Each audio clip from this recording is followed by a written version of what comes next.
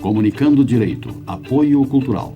Soster Imóveis, Avenida Assis Brasil, 4990, Sala 201. Telefone 3340-8143, Porto Alegre. La Provence Imóveis, Avenida Sertório, 4500, telefone 4061-9746. Artes Pedras, Avenida Sertório, 4500, fone 3361-2727, Porto Alegre. Estilo Pisos, Avenida Sertório, 4500, fone 3362-1818, Porto Alegre. Farmácia Santo Agostinho, Rua Perlobo Pinheiro, 2071, fone 3340-7910, Sarandi. Farmácia Pastoriza, Rua Bernardino Silveira Pastoriza, 561, fone 3381-3494, Porto Alegre. Estamos no ar com o programa Comunicando o Direito da GESUL TV, canal 6 da NET. Nosso programa hoje está composto aqui da doutora Márcia Plácido, doutora Ângela Beatriz da Silva e o doutor Luiz Fernando Plácido.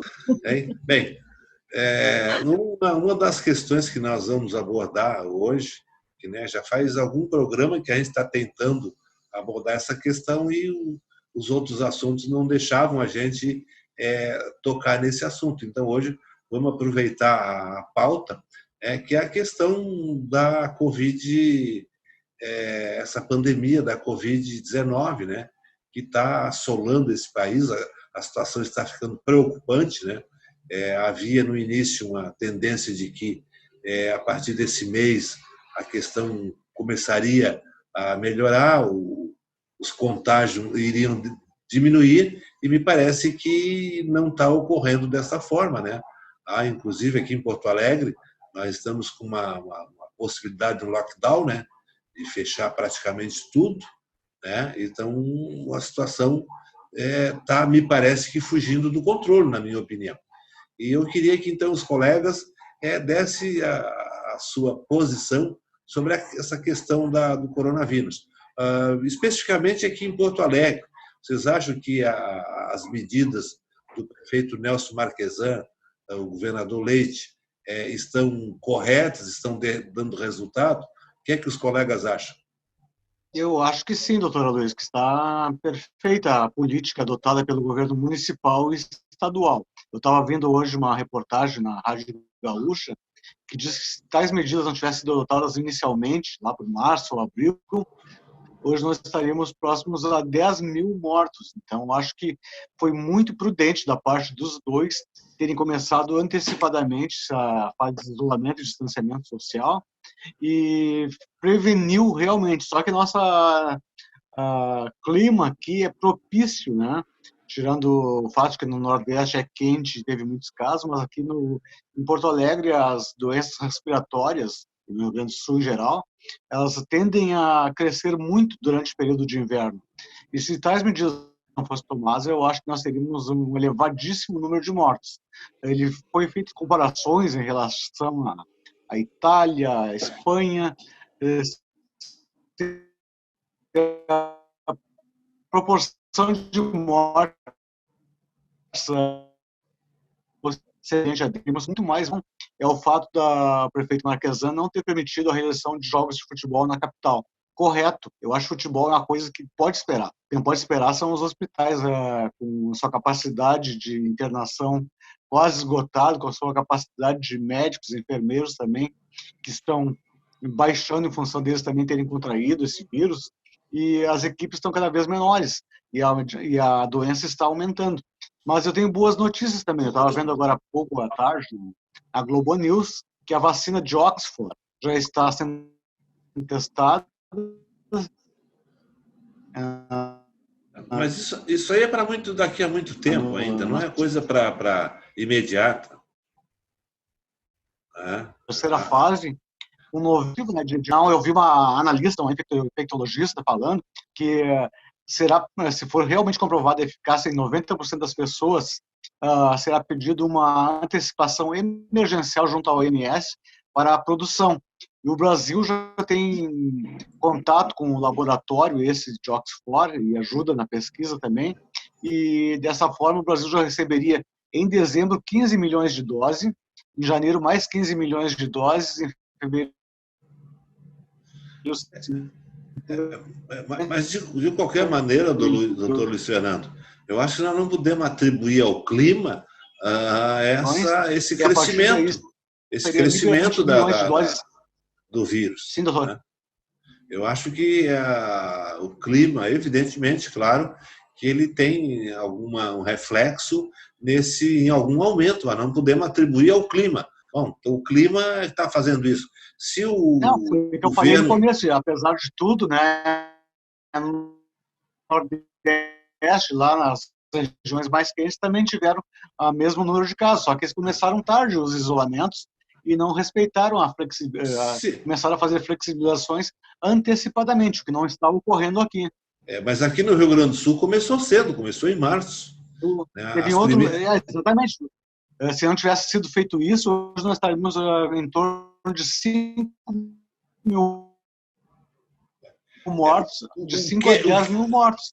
O que teria, se não me engano, na tua opinião, o que deveria ter sido feito para melhorar, para diminuir esse índice de incidência do coronavírus? Olha, doutor, segundo as autoridades médicas sempre falam, a testagem. Né? É feito muito pouco teste. Com teste se isola os bairros com maior número de incidência, os grupos também com maior número de incidências, e se pode isolar esses grupos, não permitindo que a doença se espalhe. Em primeiro lugar, acho que a testagem foi muito pouca no Brasil inteiro. Eu acho que a testagem... Apesar de tudo, com a pandemia. Porque foram efetuados bem antecipados. Eu acho que a testagem me parece que não é assim uma coisa muito difícil de... Por exemplo, por exemplo, teve uma funcionária lá no escritório que andou pegando o coronavírus do pai. E aí, imediatamente, a gente colocou ela em isolamento. Ela teve lá 15 minutos, meia hora no escritório, depois que nós soubemos que o pai dela tinha sido detectado com corona. Sim. E imediatamente nós mandamos ela para casa. Ela não tinha ainda sido contagiada, mas depois acabou sendo contagiada e nos comunicou. E imediatamente nós demos 30 dias de licença para ela, né, para que ela curasse nós, por precaução, todo mundo do escritório fez o teste, e o teste é fácil. Fui lá de manhã às 11 horas no laboratório, fiz o teste, às 5 horas da tarde eu já tinha o resultado. Né? Então, sim, mas não é gratuito, né? Mas o governo podia fazer esse teste gratuito. E esse teste me parece que não custa muito caro. Eu acho que o governo podia investir na testagem em massa. Esse teste rápido, ele fazia, né, doutor? Sim. Um outro detalhe, doutor Luiz, mas também... Mas 100% de segurança esse teste? Não, de farmácia não, né? Mas não é de farmácia, o doutor Luiz fez no laboratório. Sim, 100%. Eu fiz de laboratório. Mas particular, né? Sim. Eu fiz teste de laboratório, mas eu não sei nem quanto é que custou, R$80, sei lá. Parece que mas parece que o valor... O governo, em vez de dar esse financiamento fraudulento do abono emergencial, parece que deu para 50 milhões de pessoas, né? Por que ele não destinou R$80 desse abono para a testagem do corona? Custeando uma boa alternativa. O que eu quero até aproveitar esse gancho que o senhor falou para dizer que também o que ajudou essa disseminação, tanto no Brasil como no Rio Grande do Sul, foi a política de saúde do governo federal, né? Hoje nós estamos há 65 dias sem um ministro da saúde. Esse que está interino, ele é especialista em logística, mas nem isso eu creio que ele seja especialista, porque quem trata de logística sabe como é que deve se remeter as remessas de medicamentos, de equipamentos para todos os estados. Ele remeteu muitas remessas com testes que não funcionavam, essa questão dos respiradores também, que foram comprados também, deveria ter sido centralizado pelo governo central, para evitar o subpreço, né? Então, eu acho que a partir da União Federal, houve muitas falhas até chegar na ponta. Então, um ministro que ficou por menos de 45 dias, o outro que ainda estava dando boas informações a respeito da pandemia, que era o Mandetta, foi retirado porque ele estava aparecendo mais que o Jair Bolsonaro. E o Jair Bolsonaro não admite que nenhum ministro se sobreponha a ele em questão de popularidade. Então, eu creio que desde o começo... Nem o Sérgio Moro, né? Nem o Sérgio Moro ele admite, né? É o outro que tinha mais popularidade que ele junto à população também. Ele não admite isso, né? Então, qualquer ministro que venha se sobrepor na sua área, fatalmente ele cairá do governo, porque ele não admite a concorrência com ele, nem que alguém se alce a querer enfrentá-lo nas próximas eleições. Então, a partir desse momento, o Jair Bolsonaro começou com a sua não política de saúde. Hoje faz 65 dias que não temos um ministro de saúde efetivo. E os que eles foram colocados lá foram militares, e sendo que esse militar, que está lá, o Manzuelo, ele colocou mais de 20 militares juntos que não tem nenhum conhecimento da área médica. Mas de qualquer maneira... A partir de cima que se vê os erros cometidos, né? De qualquer maneira, no momento que os governos estaduais e os prefeitos das cidades tomaram essa iniciativa, me parece que está sendo boas medidas, né? O pior é se o país tivesse... O pior é que o país estivesse à deriva. Aí a coisa seria caótica, né? Exato. Em comparação com Santa Catarina, por exemplo, porque reabriu muito cedo, agora está praticamente os hospitais em colapso, porque não tem mais equipes médicas para trabalhar, não tem mais vagas em UTI. Santa Catarina resolveu flexibilizar muito antes do tempo, o que não foi correto, na minha opinião. E aí, as colegas aí? Bem, vou falar então, doutora Márcia. Vamos por ordem alfabética, então. Eu não vejo que a pandemia esteja sendo bem administrada a título do governo federal. As medidas que foram tomadas aqui, eu concordo com o doutor Luiz Fernando, né, que o governador e o prefeito estão fazendo o melhor possível, tendo em vista que da União não se tem muita coisa, né?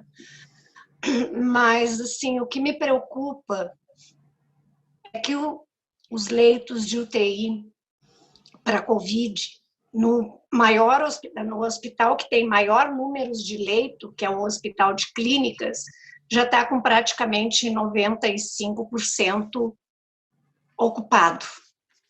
E se não tomarmos uma medida drástica, que seria o lockdown, e que eu vi o prefeito falando que talvez tome essa medida, mas ele também disse que se ele não tomar essa medida com o apoio da população, né, não adianta. Então, assim, o que eu vejo nisso tudo aqui no Rio Grande do Sul, né, que estamos com bandeira vermelha em quase todo o estado, é a dificuldade, né, assim, como é que eu vou explicar? É uma polaridade para se tratar o coronavírus. Uns são a favor do isolamento, do lockdown, do fechar comércio, do ficar cada um no seu canto, e vamos tentar deixar isso passar, e depois a gente vê o que vai fazer, e outros não. Então, eu vejo assim que até na pandemia parece que há aquela polaridade do bolsonarismo e do outro povo que acha que primeiro lugar é a saúde. Enquanto a gente sabe que tem que usar máscara, que só se sai quando é estritamente necessário, tem uma parte da população que acha que pode ir para o gasômetro pegar sol porque está calor, estou precisando de um sol, para o Parque Farroupilha, podem ir para shopping, porque o shopping abriu para o Dia dos Namorados, tinha fila. O shopping não está abrindo para as pessoas fazerem compras, ele está abrindo para tentar reativar a economia, mas não que vá se aglomerar dentro de um shopping para passear. Vai lá comprar alguma coisa que tu precise realmente, né? Então, acho que nesse aspecto falhou o governo municipal em reabriu antes da hora, e por isso hoje estamos com todos os hospitais com os leitos para Covid praticamente lotados.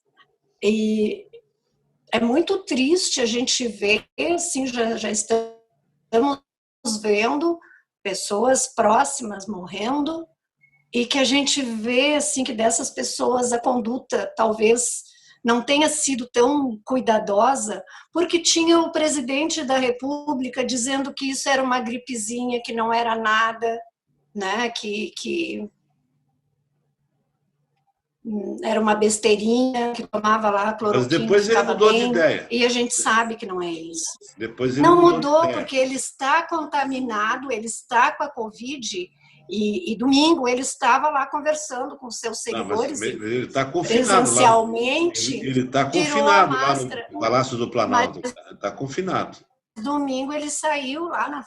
Domingo ele precisa Luísa, espairecer um domingo pouquinho, né? Ele precisa espairecer um pouquinho também, né? Mas também ele que vai espairecer dentro de casa, doutora Luísa, com a esposa Mas era dele. impressionante ver, né? Tinha uma população ali, uma aglomeração saudando ele, mas ninguém estava muito de longe, próximo, mas de longe. porque ele está contaminado. De longe ele com máscara. Mas isso dá a imagem de que o que passa para o povo? Não precisa ter cuidado. Isolamento é frescura, como a gente gosta de dizer aqui no Sul. Eu estou com a Covid e estou aqui falando com vocês. E aí, eu acho que baratina, eu acho que quando o prefeito fala que precisa do apoio que a população embarque junto nessa árdua tarefa que é ficar em casa, né? Fechar comércio, fechar tudo, as pessoas terem renda, mas tem que estar todo mundo junto, senão não adianta. Aí aquele que faz o isolamento, ele vai ser punido, porque o outro vai trabalhar na loja com a porta abaixada, lá, do telefone, ele abre a porta. Então, assim, é muito triste que existe, né? Eu gostaria, nesse momento, que é difícil, eu estou em casa desde março, não é fácil, haja paciência, né? Assim, mas a gente tem que ser tem que fazer bom para a gente e para os outros. Sacrifício é indispensável, tem que fazer sacrifício. E aí, doutora Márcia? Hein? Olha, doutora Luísa, eu concordo. Vamos ouvir uma opinião divergente.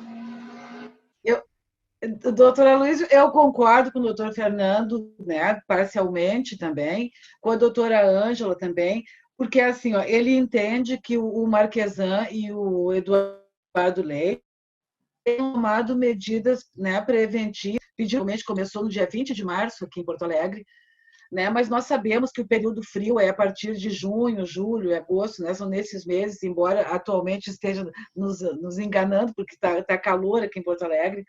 Mas, assim, ó, eu acho o seguinte, que no começo existiu muito negacionismo, né, em relação ao Covid-19, principalmente partindo, né, do Bolsonaro e dos seus seguidores, que, na verdade, era uma criação da China, que não queria que as pessoas ficassem dentro de casa.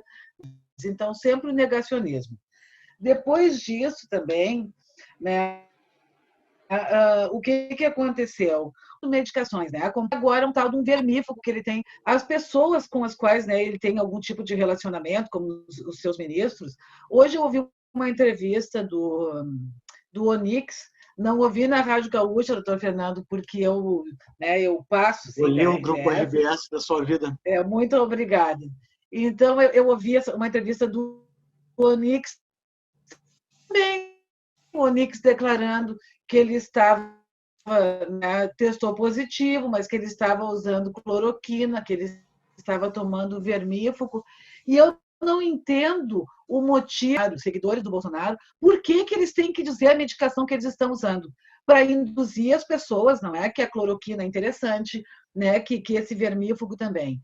Quando, na verdade, agora foi cancelado pela OMS qualquer tipo de pesquisa em relação à hidroxicloroquina. Tudo bem.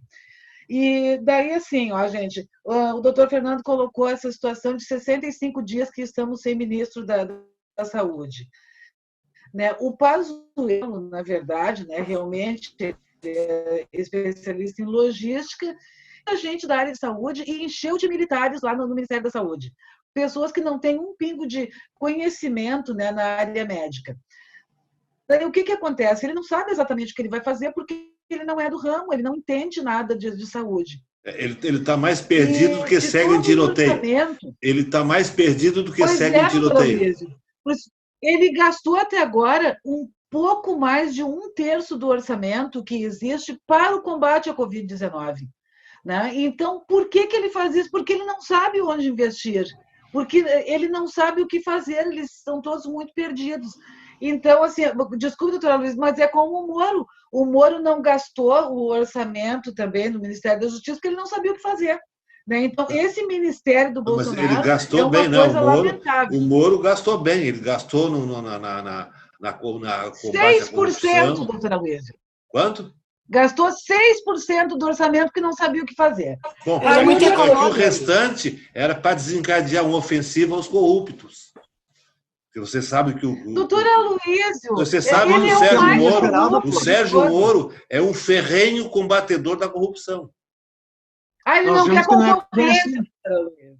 Ele tem medo da concorrência. Mas aí, doutora Luísa, veja bem, aí o doutor Fernando falou sobre a falta de testagem, realmente falta de testagem. Gente, falta máscara, falta teste, falta equipamento de proteção para o pessoal que trabalha na área da saúde. Mais a subnotificação, porque a gente só tem mais ou menos uma ideia dos mortos infectados, normalmente com atraso de em torno de 12 dias, no mínimo. Então, a gente pode ter muito mais mortos que, na verdade, a gente imagina. Né? Daí o doutor Aloísio perguntou, né, ali, o que fazer? Aí é que está, doutora Luiz, eu concordo com a testagem, mas tem outra coisa que o Bolsonaro não fez.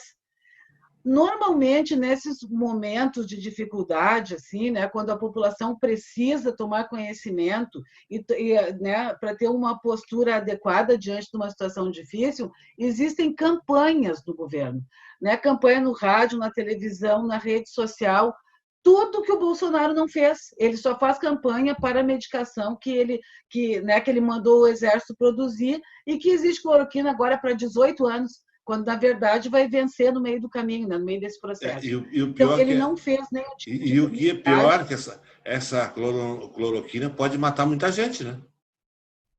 Em vez de curar. Claro, pode matar as pessoas, né, em função de pelos efeitos colaterais, né? Exatamente. Então, doutora Luiz, eu entendo assim, ele não sabia o que fazer, né? As pessoas, então, talvez por ignorância, por negacionismo, por necessidade financeira, né? As contas permanecem, né, chegando nas casas das pessoas, as pessoas sem poder trabalhar, elas terminam indo para a rua trabalhar. Né? Nem que, como a doutora Ângela falou, né, assim, com as lojas com as portas, né, relativamente fechadas, as pessoas... Mas esses, né, eu acho que assim, esses ainda, eles precisam ir. Eu falo de gente que não precisa estar na rua e está. Falo... Mas, gente, não é só isso. Assim, no sábado mesmo, eu assisti pessoas que não precisam sair, né, os jovens aglomerados, né, num passo fazendo uma festa com as luzes apagadas, não é? Para que ninguém visse, né, de repente da rua e tal. As pessoas continuam fazendo as festinhas de aniversário das crianças, as pessoas continuam se reunindo, mesmo que de uma maneira assim, né, mais discreta, mas às vezes se reúnem mais de 10, de 15 pessoas. Não é coisa que não é para acontecer, não é. Mas as pessoas simplesmente elas deixam de tomar cuidado, né, de cumprir os protocolos. Eu vejo as fotos. Então, domingo maravilhoso. Esse eu acho que é o grande problema. Mas esse final de semana o índice de afastamento foi de 53,5% em Porto Alegre. O recomendado, segundo os índices da prefeitura, seria 55%. Nós chegamos muito próximo da meta do prefeito Marquesan. Isso que foi um final de semana muito bonito, né? Com sol, mas por quê, doutora Ângela? Por causa do lockdown. Ameaça do lockdown. Eu tenho uma posição diferente de vocês em relação a tentar resolver esse aumento de contaminação. Na minha opinião, na minha modesta opinião, de médico, que não entendo patavina nenhuma, né? Me parece que para tentar, não digo resolver, amenizar o contágio, me parece que o mais correto é desenvolver um trabalho de conscientização da população, né? Porque, na verdade, é o seguinte, as pessoas saem, às vezes, na rua de forma desnecessária. Mas está um dia bonito, eu vou lá para o parque. Bom, mas ele pode fazer um pequeno sacrifício e deixar de ir no parque, deixar de estar circulando desnecessariamente. Bom, vamos sair? Quando tem que sair? Bom, eu tenho que comprar alimento? Eu vou comprar alimento, vou sair, vou tomar as precauções, claro, mas estaria contribuindo para evitar essa propagação. Então, me parece que não foi feito assim, um trabalho muito forte de conscientização, no sentido de que o cidadão, se ele sair desnecessariamente de casa, sair por sair. Eu saí porque eu estou de saco cheio de ficar em casa, etc. E tal. Ele é um potencial, se ele estiver contaminado, a propagar essa contaminação em diversas outras pessoas. No momento que ele ficar em casa, ele estaria contribuindo para diminuir, pelo menos, o índice de contaminação. Mas é a campanha que eu falei, doutora Luísa, a campanha publicitária que deveria ter sido desenvolvida pelo governo federal. Ele quer tirar verba de todos os lugares para fazer campanha de propaganda do governo dele. Agora, uma coisa que eu notei que está dando resultado, não sei se vocês observaram, é que praticamente hoje é uma infinidade muito pequena de pessoas que estão deixando de usar máscara. Parece que a máscara já está institucionalizada. Então, isso é um bom sinal. Claro.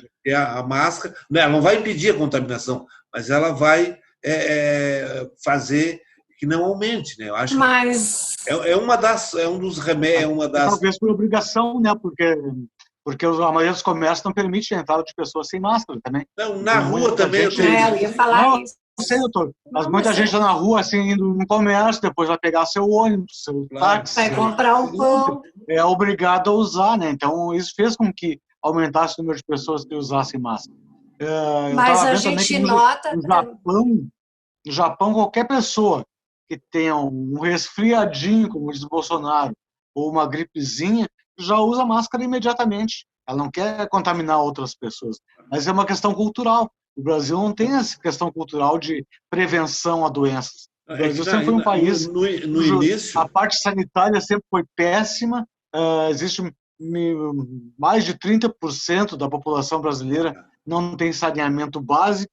Então já parte tudo aí, né? O exemplo de cima, de não fornecer à população aquilo que é necessário para a sua sobrevivência e para a sua saúde. É que no início havia uma certa resistência,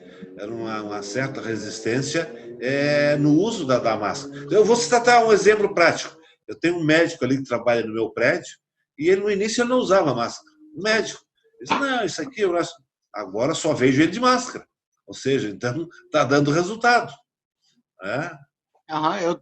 Nós temos um colega que nos disse a seguinte frase, para estupefação. Eu não sou chegado a usar máscara, como se todo mundo fosse chegado a usar máscara. Não é questão de ser chegado ou não, é questão de necessidade. Eu estava vendo também, inclusive hoje, nos noticiários, um juiz que ele ofendeu gravemente um guarda civil lá na cidade de Santos, porque ele dizia, eu sou juiz, eu não tenho obrigação de usar, quem é tu para mandar eu usar? Foi aplicado a multa nele, desembargador. Ele foi notificado da multa pela não utilização da máscara, por desacato à autoridade, ele pegou a multa, simplesmente rasgou na frente do fiscal e disse que ele não ia usar e ia continuar não usando. E é a segunda vez que ele tinha sido interpelado pela Guarda Municipal. Agora eu vi que ele vai ser denunciado junto ao Conselho Nacional de Justiça, do CNJ, e pela lei da magistratura, pela LOMAN. Não, na verdade... Enquadrado na LOMAN.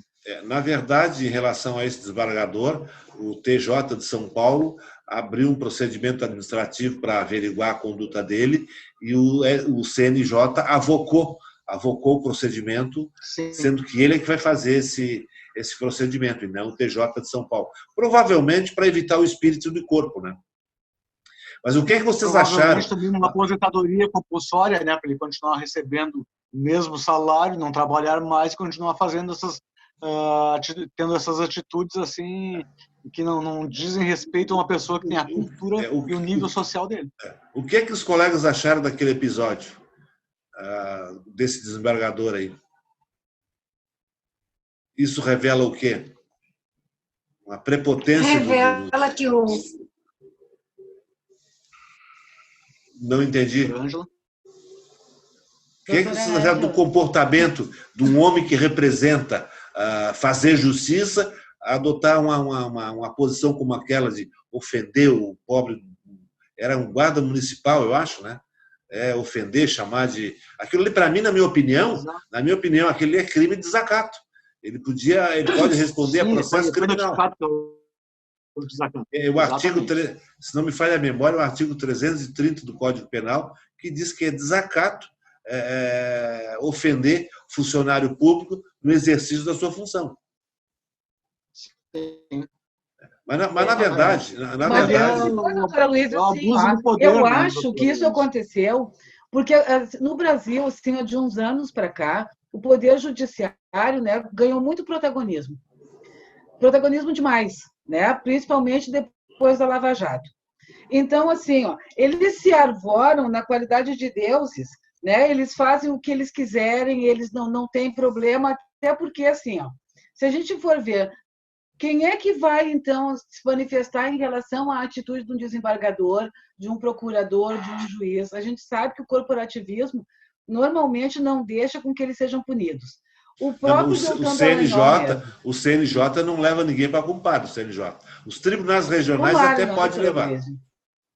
Tomara, né? Mas o senhor veja bem, doutor Luiz, assim, se a gente der uma olhada, né, no caso, por exemplo, do Deltan Dallagnol, aquele caso do PowerPoint, ele já foi tirado de pauta de julgamento 40 vezes e prescreve em setembro.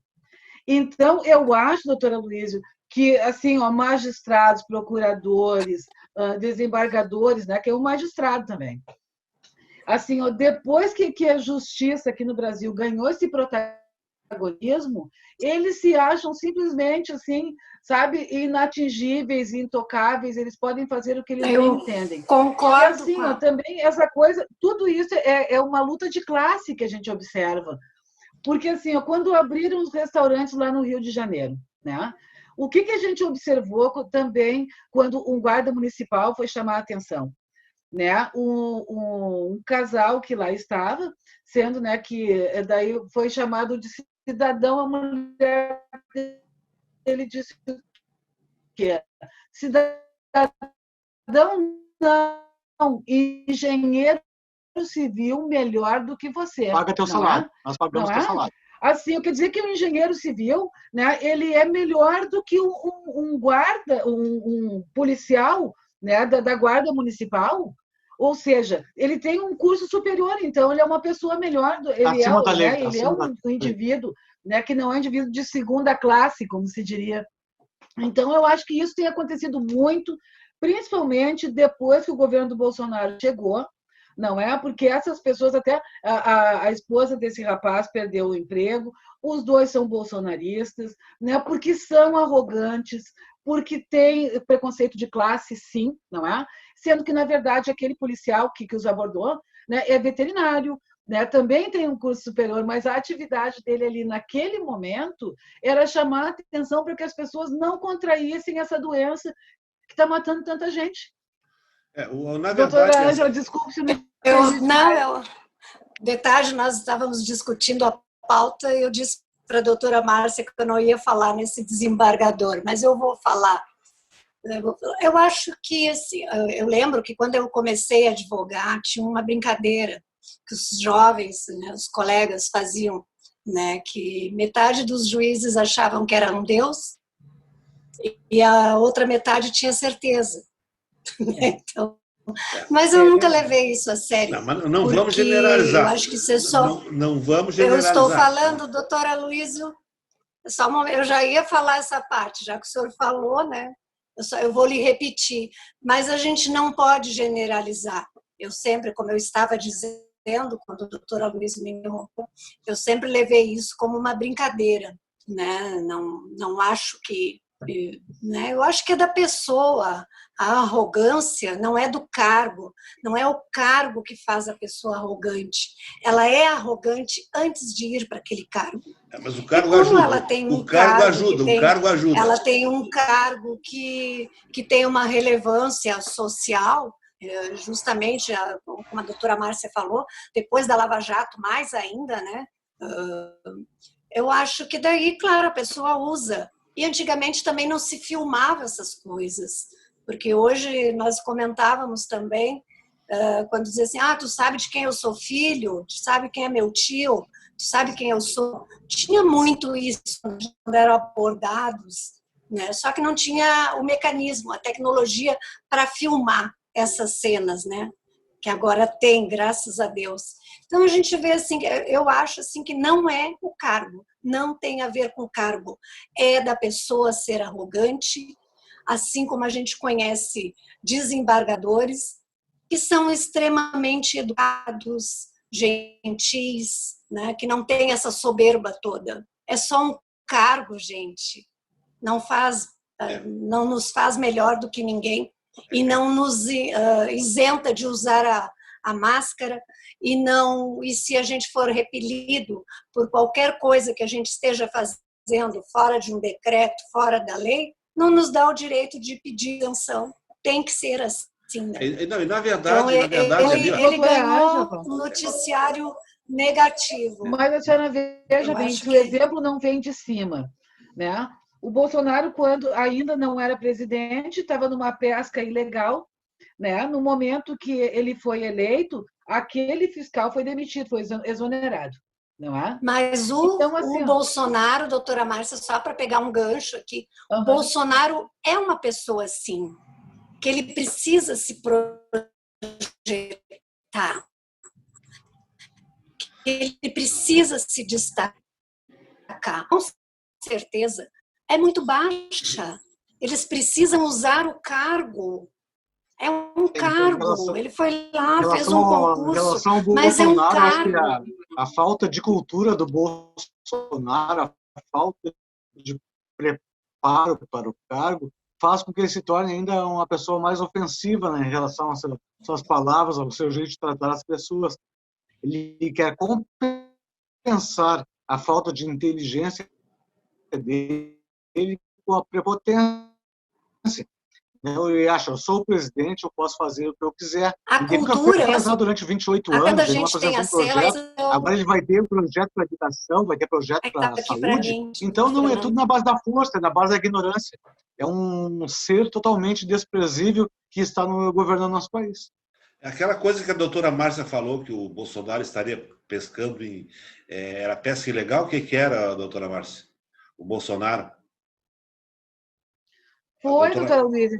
Ele estava pescando, se não me engano, era num local proibido para pesca, e daí ele foi abordado, não é? Pela fiscalização, e depois que ele foi eleito, essa pessoa foi exonerada.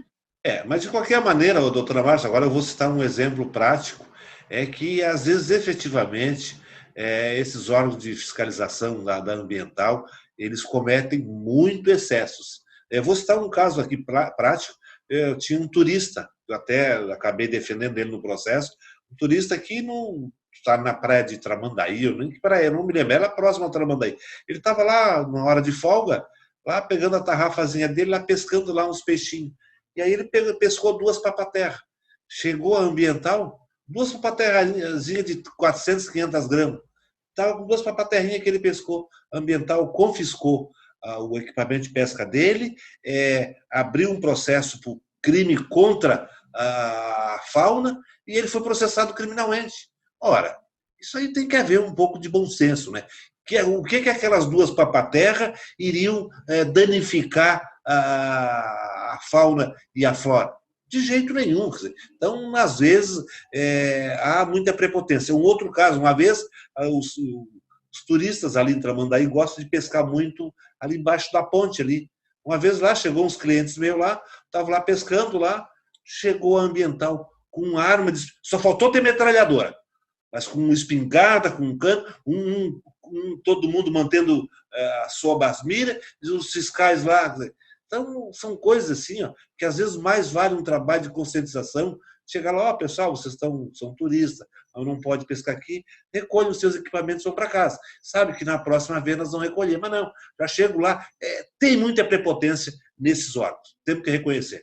Até na maioria das vezes são pescadores não profissionais que estão ali se divertindo, né? Não é a turista, profissão deles. É turista que está lá veraneando e vai brincar lá. Deveria ter, no caso, na minha opinião, deveria ter avisos ao longo da orla, nos rios também, claro. O período que é proibido a pesca. Porque se é turista, se é um veranista, ele não está ambientado a saber qual é a época que vai dar papaterra, que vai dar corvina, que vai dar tainha. Eu acho que ele tem que ter avisos mais próximos aonde os locais de pesca. Faltar bom senso aos órgãos de fiscalização. Deveria ser pedagógico. Vai lá dar um aviso.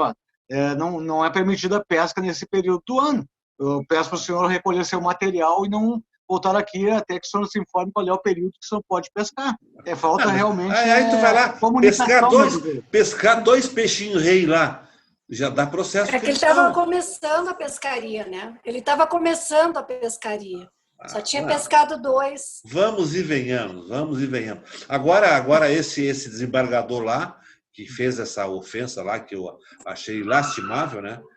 Ali ele não é desembargador, ali ele é como é que é o nome dele? É Antônio, não sei das quantas. Ali ele é o Antônio. Desembargador ele é quando ele está lá jurisdicionando na Câmara em qual ele trabalha.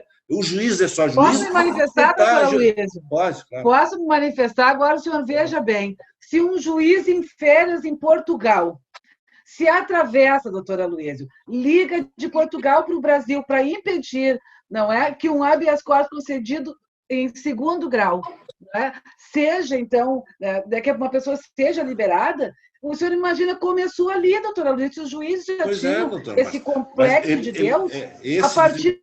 Esse desembargador deu um habeas corpus ilegal, tanto era ilegal que o TRF cassou.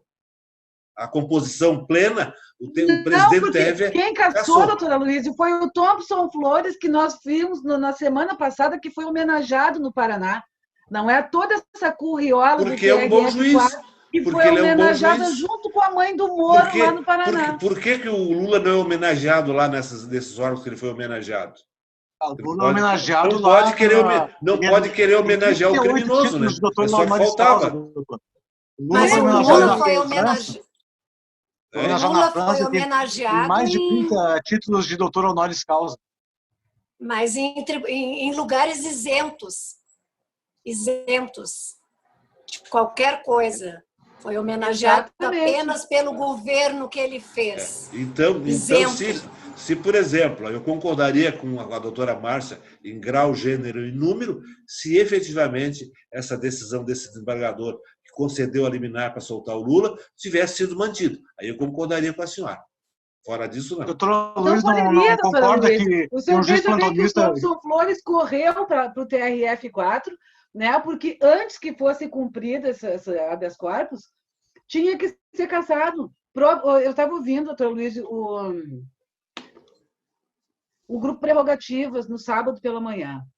E daí o Prerrogativas tinha levado lá também o Vadir Damus. O Vadir Damus estava lá, porque foi ele, o Paulo Teixeira e o Paulo Pimenta, né, que entraram com esse habeas corpus em favor do presidente Lula.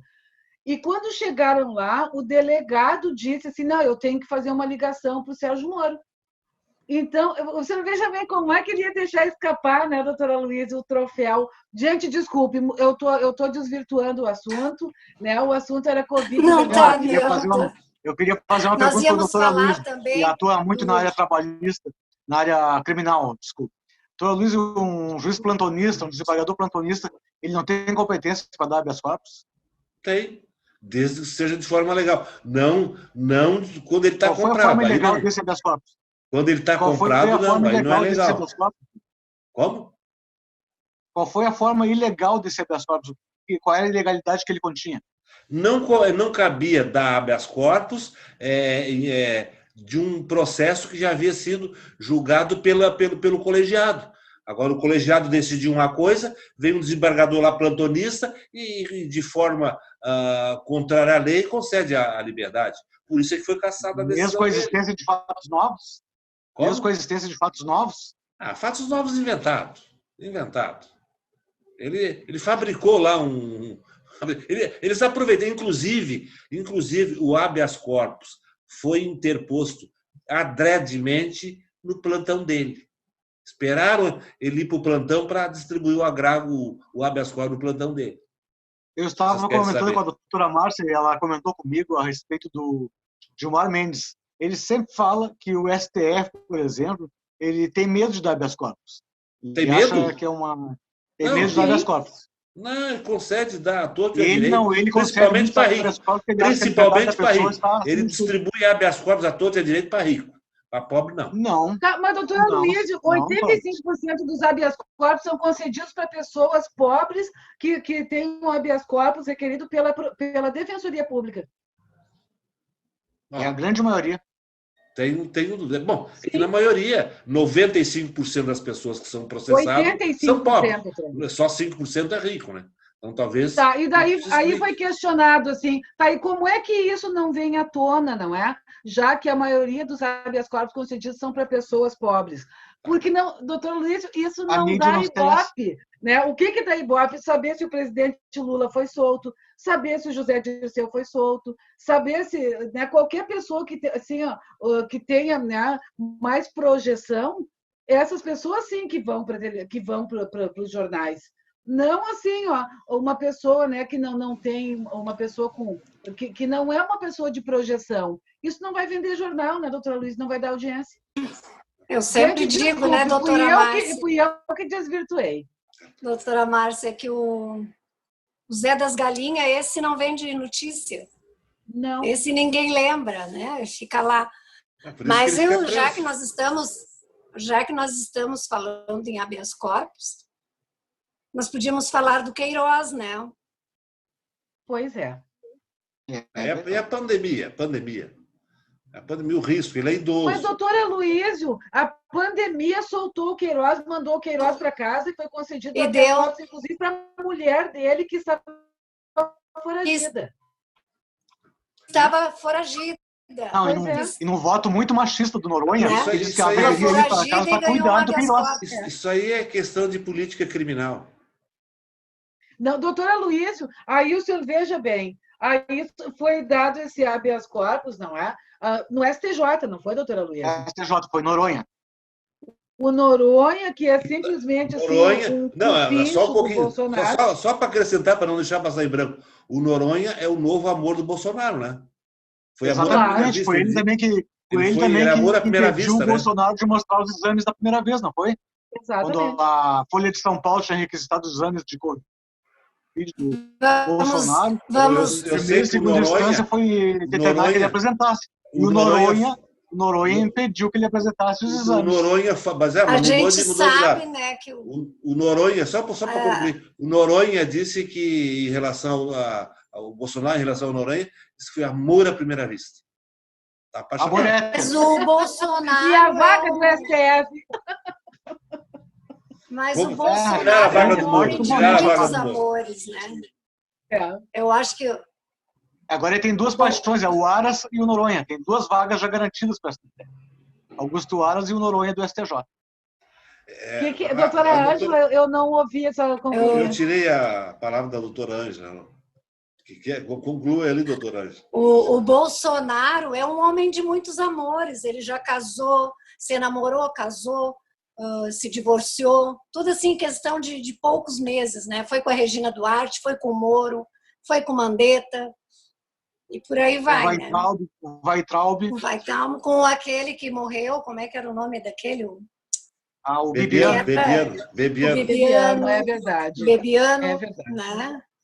Sim, ele se apaixona facilmente, né? E daqui a pouco termina em ódio. Ele está meio Parece rompido Mas com o aí, Moro. assim, ó, doutora Ângela, esse Noronha, né, que agora é a bola da vez aí do Bolsonaro, não é? Ele concedeu esse habeas corpus para o Queiroz, né, e para a esposa do Queiroz, que ela tem que cuidar dele em casa, né, porque, né, claro, o machismo sempre em primeiro lugar, já que ele quer agradar o Bolsonaro, tem que ser machista.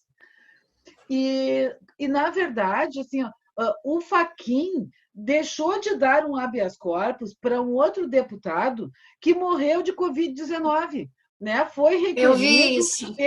ele negou o habeas corpus, né? Ele indeferiu o pedido, né? Não aconteceu, a pessoa morreu com Covid-19. Um outro jovem também, um jovem negro de periferia que tinha furtado 2 shampoos, também teve o habeas corpus negado, morreu de Covid-19 na prisão.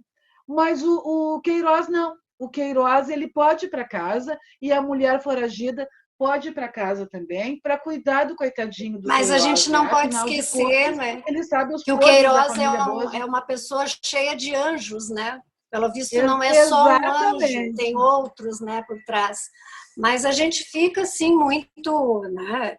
Isso é em função da Covid, e todo preso tem que ter um tratamento Tá. humanitário, né? Pessoal, o Mas nem nosso. todos têm, né? É uma pena. Voltando um pouquinho àquele assunto daquele desembargador de São Paulo, ele arrumou uma incomodação, hein? Porque quando ele tentou diminuir lá o guarda, ele disse que ligou lá para o secretário de segurança, mas não sei quem, e todo mundo, na hora, agora ninguém conhece ele. Ele está ficando sozinho. Então é bom para ele aprender. Não se pratica conduta dessa natureza. Querer dar carteiraço, Vergonha, né, se gente? aproveitar das Mas em lugar relações nenhum, que ele tem né? com o Isso é poder, uma. né? Eu acho que Essa ele tá metido numa encrenca danada. Essa Bem, conduta pessoal, dele, qualquer. bem, o nosso programa está quase chegando ao fim, mas eu queria agora aqui citar uma pérola que eu vi, não sei se não foi Estadão hoje. Você sabia por que que o Centrão quis apoiar o Bolsonaro? Não foi só pelo Tintim, não. Não foi só pelo Dindim. Ele também quis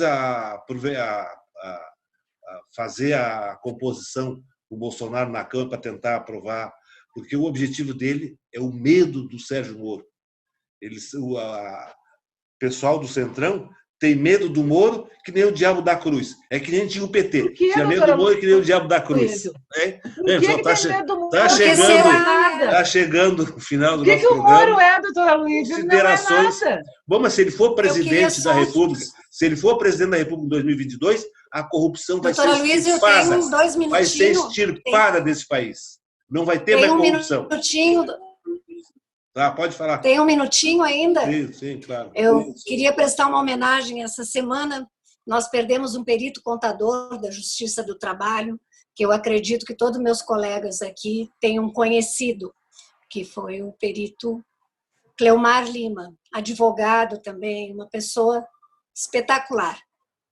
Faleceu vítima da Covid-19, infelizmente. Era uma pessoa que todo mundo gostava dele. Não tinha alguém lá que militasse na Justiça do Trabalho que não tivesse simpatia e afeição por ele. Era uma pessoa muito querida. Foi uma perda lastimável. Considerações para nós encerrar o programa, gente. Bom, doutora Luísa, então eu posso fazer as minhas considerações em primeiro lugar, doutora Luísa. Claro. Eu gostaria de dizer que eu não acredito que o Centrão, né, tenha feito acordo com o Bolsonaro em função do Sérgio Moro, que o Sérgio Moro, inclusive, na Globo News, o Gilmar Mendes falou, né, que ele viu, acredito que ele tenha visto isso, porque eu também já tinha visto, que as 2 coisas boas que o Bolsonaro fez durante o governo foi tirar o Moro de Curitiba, da 13ª vara, e depois tirar do Ministério da Justiça. Né? Então, tudo bem. Porque lá, a Globo News é a terceira turma do STF, né, doutora Luísa? E eu gostaria de dizer o seguinte, doutora Luísa, que eu acredito que eles tenham feito esse acordo para ganhar, né, dinheiro, para ganhar postos estratégicos também, e o Bolsonaro, que durante toda a campanha se intitulava a nova política, fez exatamente, não é como outros também já fizeram. Em relação ao PT, fez para governar, ele fez para não cair. Era isso, gente. Moro em 2022 é imbatível. Se não estiver preso. A minha consideração final seria sobre o E o Lula Fundeb, solto. que essa semana, Aí vão prender o juiz que condenou e soltar o... Ele não é juiz, doutora Luiz. Vamos inverter. Ele é um Não, mas era na época. Vamos inverter os polos. O criminoso solto e o juiz na cadeia. Vamos inverter tudo. O criminoso aí vai ficar prova, bom o Brasil. O criminoso aí vai ficar uma maravilha. Prova, e o juiz ladrão, vamos soltar os presos tudo das cadeias e nós vamos lá para a cadeia ficar presos lá. Doutora Ângela. Ótimo, mas é o que vai acontecer mesmo. O doutora Luísa esquece. Doutora Ângela. Márcia, é só dizer 2 palavras contra o Moro. O doutora Luísa até esquece, o programa está terminando. No próximo programa, o senhor vai ter um tempo para defender o Moro. Doutor, não precisa o senhor defender. venha com a sua tese. Ele é um homem que não precisa de defesa. A figura dele fala por si só. A imparcialidade, nem todo o caráter. Mundo pensa assim, isso fala por si só. Não, nem todos pensam assim. Muita gente pensa como eu. Doutor Luiz Fernando. Não é muito. A minha consideração final seria sobre o projeto de emenda constitucional do Fundeb, que essa semana está sendo analisado pela Câmara dos Deputados, porque esse ano, conforme falou a nossa convidada anteriormente, Maria do Rosário, e é um fundo importantíssimo para a educação básica do Brasil. E o Bolsonaro e a sua equipe econômica já querem meter o bedelho, já querem extinguir o fundo e passar tudo para o Orçamento Geral da União.